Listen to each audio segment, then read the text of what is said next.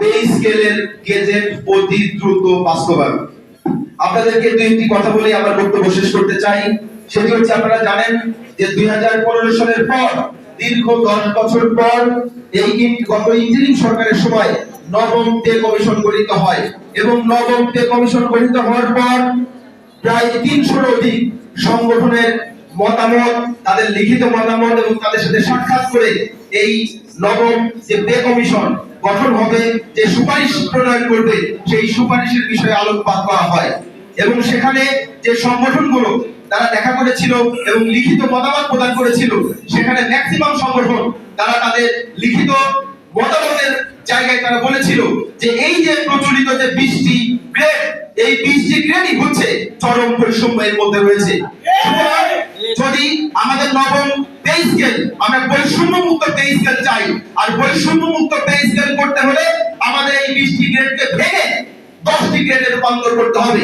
অধিকাংশ সংগঠন সেদিন 10 এবং 12টি গ্রেডের মধ্যে সীমাবদ্ধ রাখার কথা বলেছিল এবং তারা, আপনারা জানেন যে আমাদের যে ভাতাগুলো দেওয়া হয়, আমাদের সেখানে টিফিন ভাতা দেওয়া হয় 200 টাকা, আমাদের মেডিকেল অ্যালাউন্স দেওয়া হয় 1500 টাকা, আমাদের যাতায়াত ভাতা দেওয়া হয় 200 টাকা, আমাদের টিফিন ভাতা দেওয়া হয় 300 টাকা।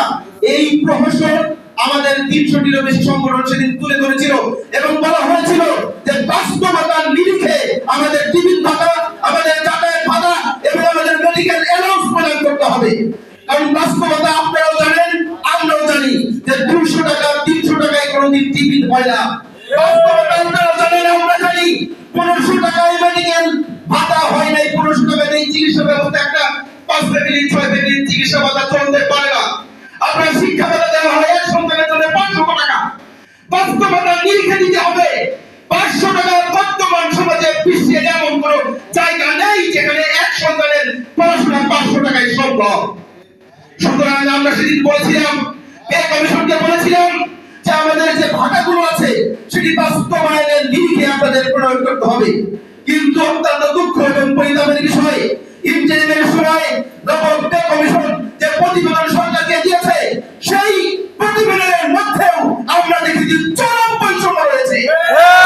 সুতরাং আমরা আজকে এই সমাবেশের মাধ্যমে বলতে চাই যে আগামী যে নবম পে স্কেল যে গেজেট প্রকাশ হবে, সেই গেজেটটি অবশ্যই বৈষম্য মুক্ত গেজেট প্রকাশ আমরা চাই এবং আমরা বিশ্বাস করি যে বাংলাদেশ সরকারের যে নীতি এবং সিদ্ধান্ত